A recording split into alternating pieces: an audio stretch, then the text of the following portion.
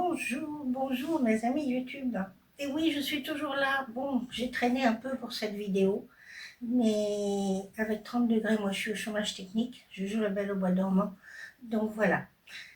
Bienvenue aux nouvelles. Je m'appelle Laurence.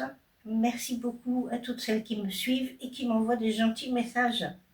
Donc comme promis, je vous fais un numéro t-shirt. Voilà, ce sera du t-shirt aujourd'hui, mais je vais vous montrer aussi mes encours et mes petites nouveautés. Donc voilà.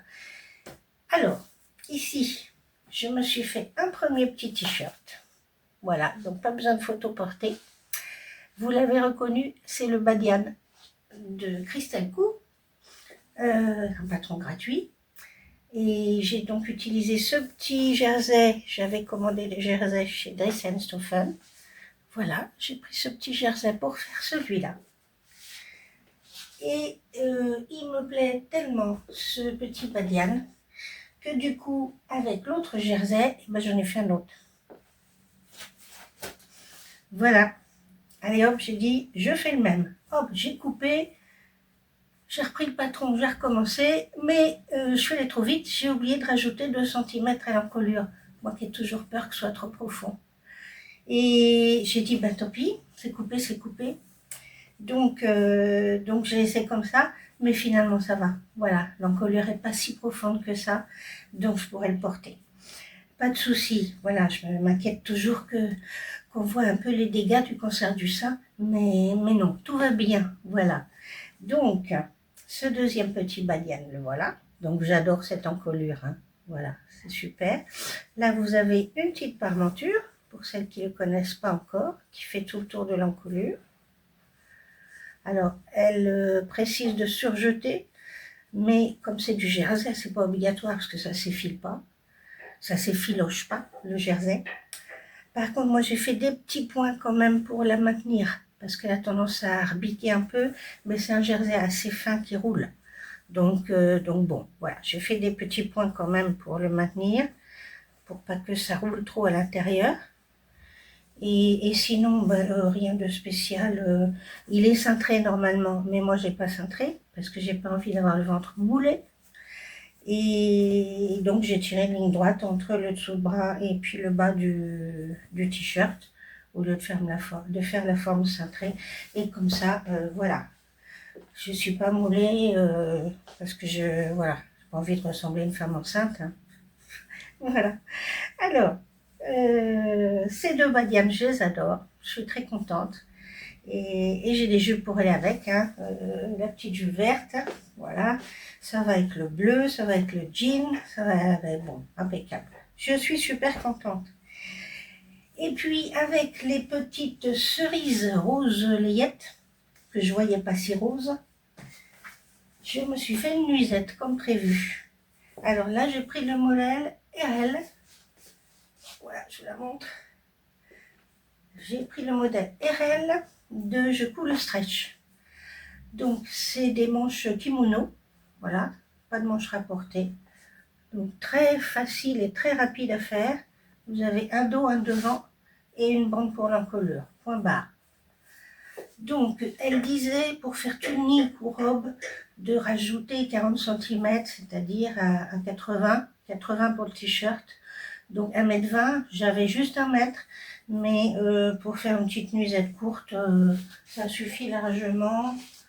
Voilà, hein, ça m'arrive au-dessus du genou. Donc avec mon petit mètre, j'ai réussi à faire une nuisette quand même. J'ai fait tout comme elle a dit, hein, les petites manches, on fait un revers et on coud à la double aiguille ou à la recouvreuse si on a une recouvreuse. Donc voilà la finition des manches. Et puis l'encolure, c'est une bande, tout simplement, une bande d'encolure. Et voilà, mes petits jerseys, finalement, c'est fait. Mais, pendant les grosses chaleurs, je n'ai pas cousu ça, parce que j'arrivais vraiment pas à bouger. Hein. J'étais avec le traitement d'hormonothérapie, ça aggrave un peu. Et vraiment, je suis limite coup de chaleur, j'ai mal à la tête, il faut que je boive beaucoup et que je bouge pas trop. Donc, j'ai fait des hexagones. Voilà, assise, j'ai bouquiné, j'ai écouté les podcasts pendant la chaleur et j'ai cousu mes hexagones. Donc, j'ai quasiment terminé mon petit plaid qui va faire un dessus de canapé. Le voilà. Ça va être pour le dossier ou l'assise d'un canapé. Il manque la dernière bande que je n'ai pas encore cousue, qui va dans ce sens-là. Hop. Voilà, et que je vais coudre cet après-midi avec les copines de l'atelier couture.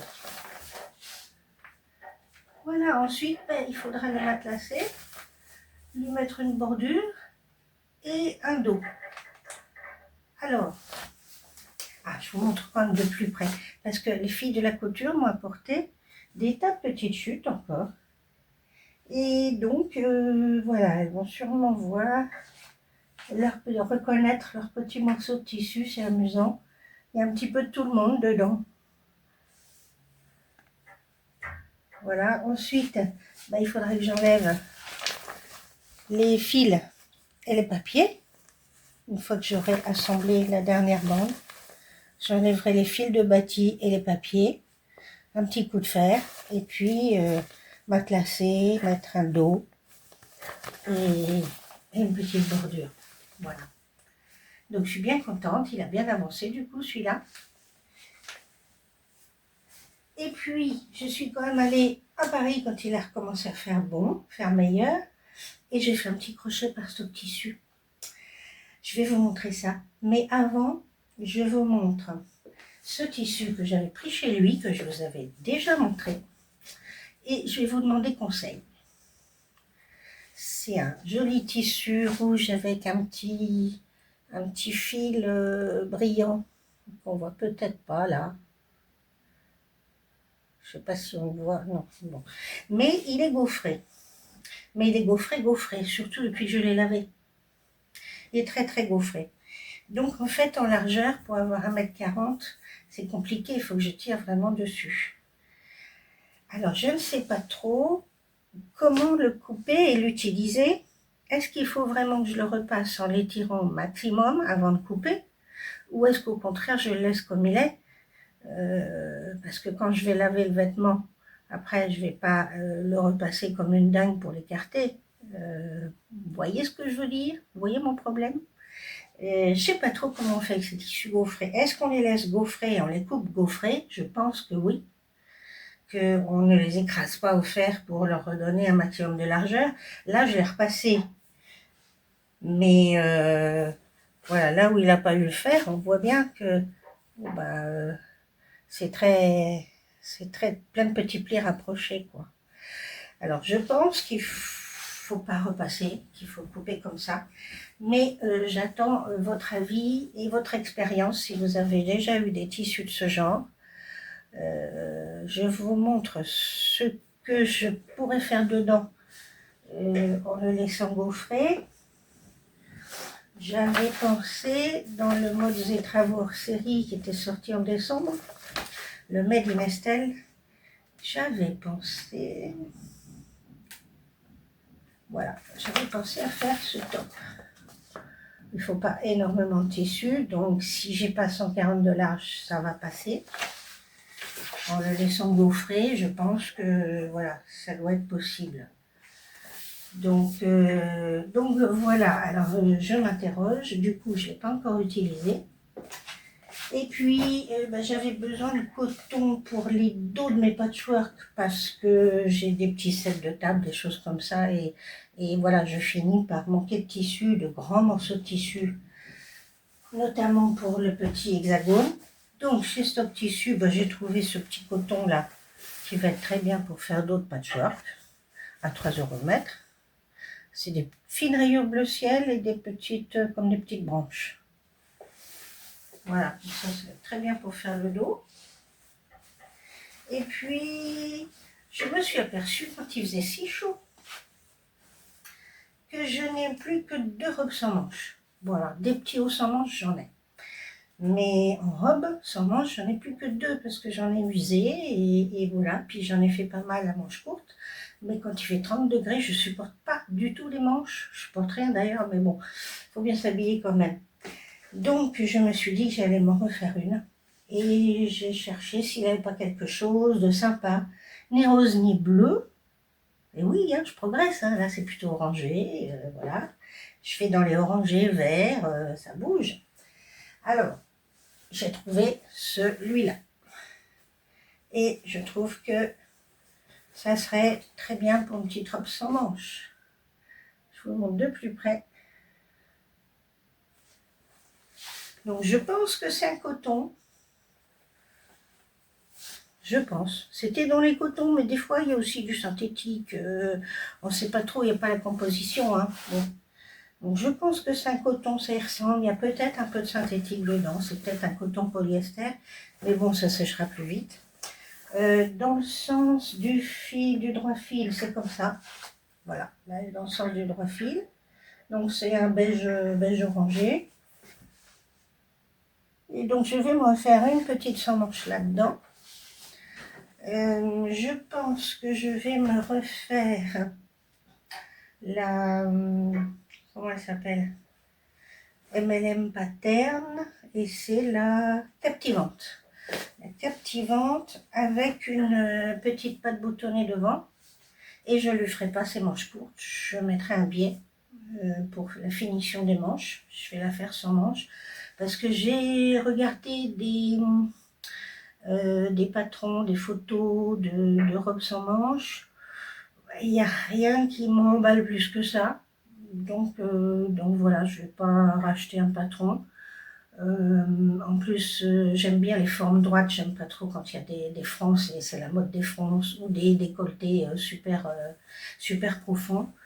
Alors que bon, bah, celle-là me va bien. Je vais vous montrer. Je lui ai déjà fait une à manches courtes, qui est pas loin. D'ailleurs, je l'ai mis il n'y a pas longtemps. Et là.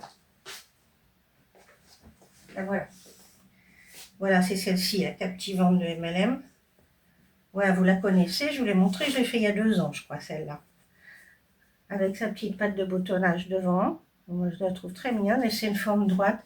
Et quand on a des rondeurs, et ben c'est un montage. Les formes droites. Donc elle a des petites qui sont pas grandes, hein, voilà, des petites manches courtes. Mais je vais la faire sans manche et lui mettre un biais à l'emmanchure. Mais je vais quand même lui faire un petit patte de boutonnage, ça fait moins blouse tablier, quoi. Mère de nid. Surtout en bleu.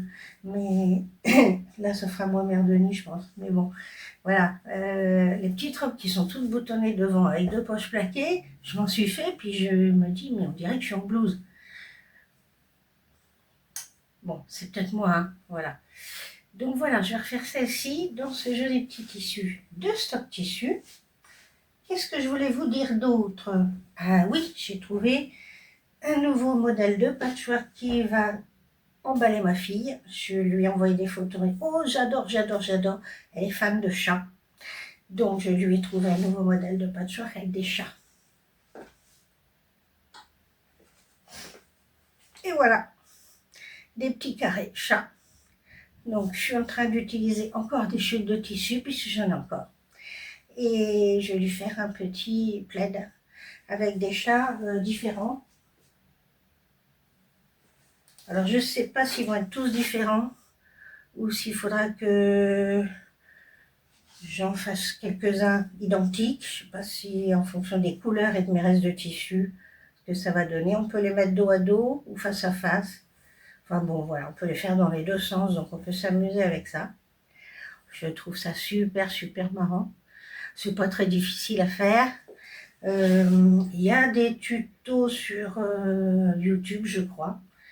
Donc si ça vous intéresse, je vous donnerai les liens. Mais de toute façon, je vous le remontrerai quand il sera terminé. Et je vous donnerai les liens des sites sur lesquels j'ai trouvé les explications pour faire ces petits chats.